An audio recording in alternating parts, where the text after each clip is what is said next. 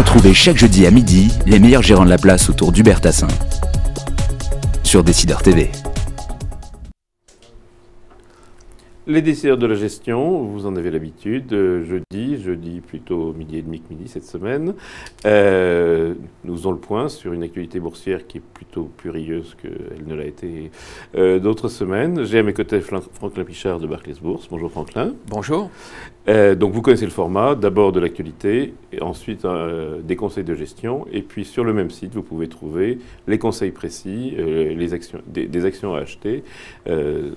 Sur le même site, les décideurs de la gestion s'engagent. Alors, Franklin, on va commencer par l'actualité.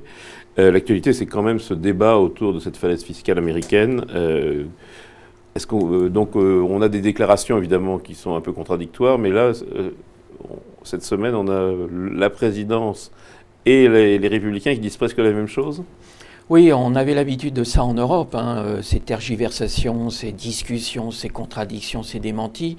Et puis on voit que les Américains savent, grâce à leur Sénat et à leur Chambre des représentants, alimenter aussi l'actualité. Et on voit à quel point les marchés sont fébriles, puisqu'il suffit d'une simple déclaration comme ce mercredi pour dire que finalement tout va aller mieux et qu'on est sur une bonne pente, pour qu'immédiatement les marchés se retournent et finissent en hausse.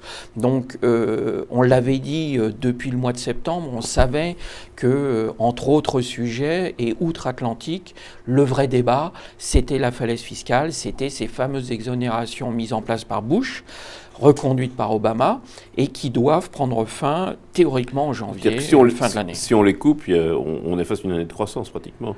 C'est-à-dire que si on les coupe, on se tire une balle dans le pied, c'est-à-dire que la croissance américaine devrait être à peu près 2%. On sait que si on rétablit cette fiscalité, les conséquences sur la croissance américaine seront telles qu'on fera rentrer mécaniquement les États-Unis en récession. C'est la raison pour laquelle on est relativement optimiste. Il va y avoir des avancées, des discussions. On va encore s'agiter pendant les 3-4 semaines qui nous séparent de la fin de l'année. Mais tout le monde est confiant pour imaginer que l'accord aura lieu, l'accord se fera, et c'est cet élément-là qui va être le driver et qui va nous permettre de voir les marchés aller vers les plus hauts de l'année. Ce que tout le monde attend, ce fameux rallye de fin d'année, motivé par ce fiscal cliff. Il y a un motif, et on n'anticipe pas de fortes déceptions. Forcément, il y a une négociation, donc il y a des secteurs qui vont profiter plus que d'autres, ou tu sais quoi, non?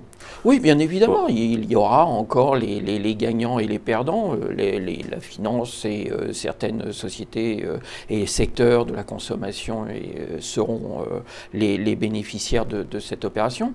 Oui, on le sait. Mais nous, ce qui nous importe, c'est effectivement de faire sauter ce bouchon pour libérer un petit peu l'angoisse sur l'ensemble des bourses. Alors l'autre côté, mais c'est bien sûr lié, c'est la croissance. Alors la Fed nous annonce confirme cette croissance modérée. La Chine est très très confiante, ou le nouveau gouvernement, la nouvelle autorité chinoise très confiante. L'Europe s'enfonce.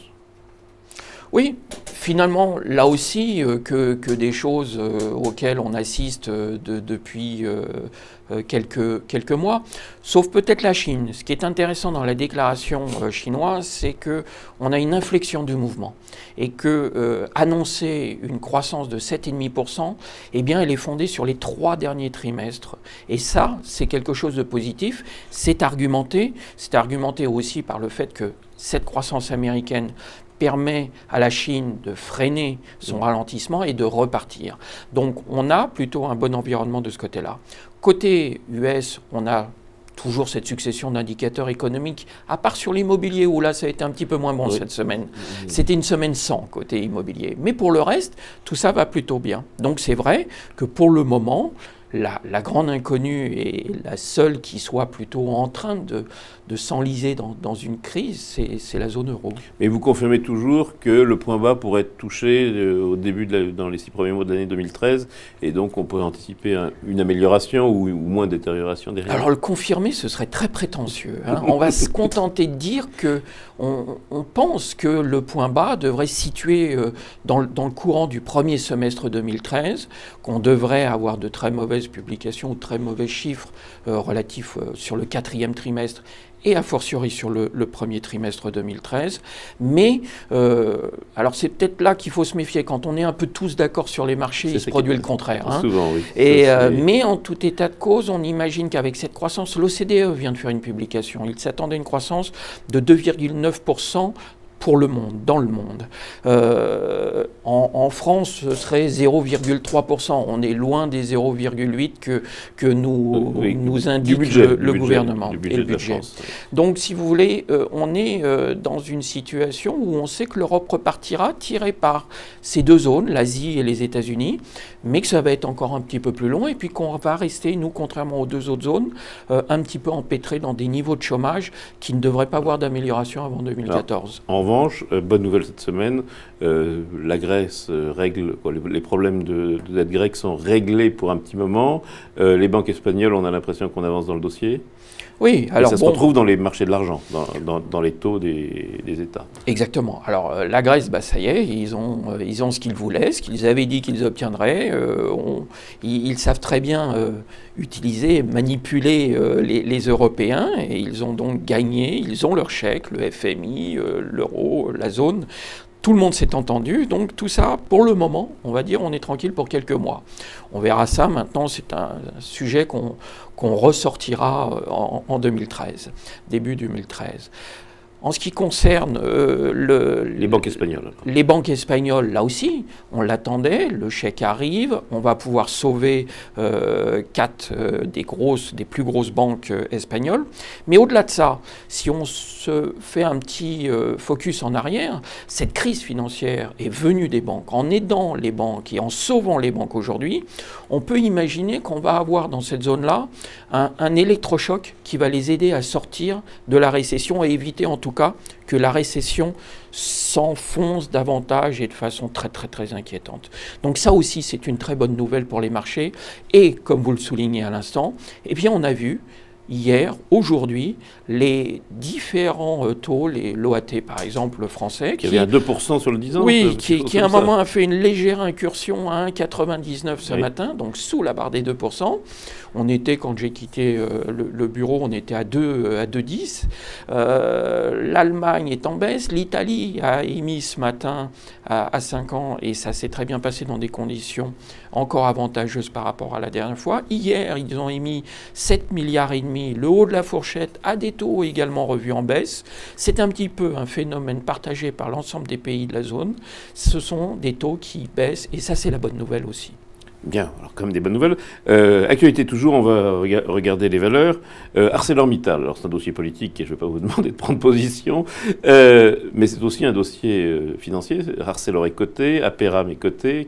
Comment vous analysez cette affaire? Oui, nous on l'analyse. Je vais vous dire, je ne vais pas le faire d'une façon très courageuse. On est à l'écart du dossier pour le moment, tout simplement parce que la conjoncture économique, si on est dans cette situation sur le dossier politique, c'est bien parce que la stratégie de Mittal est de réduire la production mécaniquement en fermant des hauts fourneaux de façon à créer de la rareté entre guillemets et faire remonter les cours de l'acier. Voilà, le fond du problème, il est à peu près là, résumé de façon très succincte, sur production et autres. Ça va pas donc on sait que le cycle est plombé pendant quelques mois, on s'attend évidemment, comme tout cycle, à ce que ça reparte, bien évidemment, mais pour le moment, c'est un groupe endetté, l'environnement n'est pas favorable, n'est pas porteur, on reste à l'écart d'Arcelor pour le moment. L'ancienne filiale, Aperam, en revanche, c'est plus alors Aperam, à un moment, on avait fait l'arbitrage, on a peut-être eu l'occasion d'en parler ici. Voilà.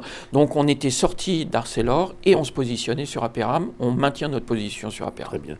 Alors, mauvaise nouvelle toujours, aujourd'hui, EDF, c'est la valeur qui baisse. Décision du Conseil d'État ou rumeur de décision du Conseil d'État Oui, EDF nous dit, nous, on n'a pas connaissance de quoi que ce soit, donc on est dans la journée un petit peu de flottement, on va voir comment ça se passe. EDF forcément baissait un petit peu, on va peut-être demander, on ne connaît pas le mode de calcul, on ne sait pas combien exactement, mais effectivement, il se pourrait qu'EDF doive rembourser des sommes considérables. Je crois qu'on peut en évoquer un montant de 8 milliards, me semble-t-il. 8 milliards. Donc, oui, l'enjeu est très très important. Je pense que c'est un dossier dont on tourne la première page et on n'a pas fini d'en parler. Alors est-ce que sur EDF ou sur GDF, les propos de M. Montebourg disant on pourra toujours vendre le pourcentage d'une société pour acheter des bouts d'Arcelor, est-ce que ça a fait une pression sur les marchés ou est-ce que les gens finalement l'ont pris avec distance? Non, finalement les investisseurs ont pris leur distance par rapport à cette nouvelle. Le dossier est vraiment politique aujourd'hui. Maintenant, aller trouver les centaines de millions pour éventuellement faire une nationalisation temporaire, c'est un peu hors sujet aujourd'hui, j'ai envie de dire, au niveau du budget. Alors, meilleure nouvelle, Vivendi, on a presque des bonnes nouvelles tous les jours, donc des candidats pour le fameux GVT. D'une part, l'annonce de la restructuration chez SFR, Maroc Télécom. Chaque jour, on y voit plutôt un peu plus clair que la veille, on a l'impression. Là aussi, c'est un dossier qu'on a évoqué à plusieurs reprises. Oui, nous, on a un objectif à 20 € sur Vivendi. Vous n'avez pas changé d'objectif. On n'a absolument pas changé d'objectif. On voit les choses qui se mettent en place. Il y avait, donc on a aussi 850 suppressions d'emplois chez SFR. Ben là aussi, on a le sentiment que la stratégie qui se met en place, c'est qu'on habille la mariée pour mieux la vendre, même si le PDG qui était sur BFM ce matin a affirmé le contraire. Clairement, on a du mal à imaginer que la stratégie de Vivendi aujourd'hui, qui ne s'est pas fait d'ailleurs, qui s'est fait régulièrement l'écho, pardon, de vouloir sortir du secteur et de cette vache à lait dont il pourrait tirer un gros profit. On le voit avec GVT au Brésil, puisque au départ, ils avaient lancé le chiffre de 7 milliards, ce serait peut-être que 6 milliards, mais là aussi, ça va dans le bon sens. Mais ça va dans le bon sens. PPR, également un dossier de restructuration. Donc aujourd'hui, il y a encore une annonce de la vente d'un bout de la VPC. Oui, alors il y a un bout de la vente de BPC, de la vente par correspondance aux États-Unis sur tout ce qui est grande taille, qui fait suite à une autre vente de Broadcast aux États-Unis il y a peu de temps, qui fait suite à l'annonce ce matin de Fnac Italie qui serait vendue à des fonds. Tout ça va dans le bon sens. N'oublions pas que PPR avait cette décote de holding avec toutes sortes de métiers. On va vers un pure player, un vrai groupe de luxe qui est en train de mettre en place une stratégie et de désendettement et de recentrage sur un seul métier. Moyennant quoi on est autour de 140 €. Ça va être compliqué d'aller chercher beaucoup plus haut en ce moment. C'est ça un petit peu notre souci. Mais effectivement, si on en a, on peut les garder. Le flux de nouvelles est correct, mais il est dans la ligne de ce qu'on anticipait, donc il n'y a pas de... Il n'y a pas de vraies grandes nouvelles. On est rassuré parce que il faudrait que ils Puma font ce sorte qu'ils de disent. très bons résultats pour que ça casse. Page jaune, donc c'est un dossier qui est amusant puisqu'il y a un très fort rendement, mais il fallait refinancer une dette. Oui, alors justement, amusant, je ne sais pas s'il est tant que ça maintenant, puisque Page Jaune a annoncé qu'il ne paierait pas de dividendes, donc d'une société qu'on achetait pour le rendement. Presque exclusivement. Presque exclusivement, bien évidemment, parce qu'au-delà de ça, la stratégie était un peu compliquée, il se faisait un petit peu... Gestion en extinction, gestion d'un monopole en extinction, un petit peu. Oui, et puis un manque de renouvellement, et puis des nouveaux acteurs qui venaient les titiller un petit peu sur leur métier. Bref, une dette d'honneur qu'ils vont honorer, mais pour honorer le paiement des coupons sur les obligations, ils ne paieront pas le dividende. Et tant que la situation ne sera pas revenue à des ratios acceptable pour le groupe, et bien pas de dividende. Donc cette société qu'on achetait pour le rendement, avec les actions, et bien là pour le moment il faut attendre. Comme souvent le rendement n'est pas le meilleur critère s'il n'est pas accompagné d'autres choses de croissance. Exactement. Bien, gestion. Alors le CAC 40, on a passé les 3520, on est 3550 ce matin. Ce rallye, 3750, 3800 d'ici la fin de l'année, 4000 au début.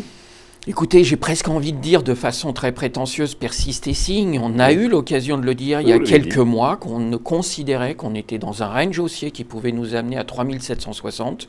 On confirme ce mouvement à la lumière des événements et des mauvaises nouvelles que le marché a absorbées de façon étonnante, qui nous ont même surpris, nous, parfois. Eh bien, on est dans un environnement qui reste vertueux, favorable. Alors oui, on re-signe encore pour ce rallye de fin d'année et avec, pour renouer avec les niveaux les plus hauts de l'année. Donc un petit 3008 en tout cas. 3008, on va commencer par 3000. Oui, et puis en revanche, je vous entends parler de 4000. Si on voit 4000, mais sortez. À 4000, il faudra sortir. 4000, pas de question à se poser. J'ai une question qui est annexe. C'est depuis très belle année boursière en réalité. Le CAC 40 gagne 12,5% depuis le début de l'année. Et alors, il y a quelque chose qui marche beaucoup mieux, c'est les 20 valeurs du Next 20, puisque le Next 20 gagne plus de 20%. Comment vous expliquez cette différence entre finalement les postulants au CAC 40 et le CAC 40 lui-même? Écoutez, ce fameux CAC 40 a quand même pas mal de cadavres dans les placards cette année, hein, et je pense que la contre-performance du CAC 40, quand on voit, alors maintenant elle n'en fait plus partie, mais elle l'a intégré pendant une partie de l'année, le cours des Peugeot, d'autres valeurs comme ça qui ont quand même été pas mal sanctionnées. Et puis Total, les très grosses Total et Sanofi qui plombent un Total, peu l'ensemble. Sanofi, on avait une pondération à un moment des bancaires qui, effectivement, les bancaires, même si elles ont connu une période de grâce pendant le mois d'août 2012, en dehors de ça, on n'a pas un parcours extraordinaire. Donc les valeurs un tout petit peu moins grosses sont quand même à suivre. Oui, tout à fait, tout à fait. Bon, un concept pour suivre la tendance aujourd'hui, puisqu'on a une tendance positive. Concept, c'est difficile à vous donner des concepts. On est toujours sur des valeurs plutôt cycliques. On surveille un petit peu ce qui se passe. On est vraiment dans cette logique-là en ce moment. Hein. Et alors, du coup, l'allocation de portefeuille, vous la modifiez ? Non. On est très investi. Très actions et un peu de cycle dans les actions. Oui, c'est ça. Et grosso modo, si aujourd'hui on déplore la faiblesse des volumes, c'est que les investisseurs tiennent leur position, ils n'ont pas envie de vendre, mais forcément à ces niveaux-là, ils ont plus de difficultés pour rentrer davantage dans les marchés. Et vous nous avez dit qu'à 4000, on vendrait. Ce sera le mot de la fin. Rendez-vous la semaine prochaine, même heure, même endroit. Et pour les conseils précis, sur le même site, vous cliquez le deuxième lien. Au revoir.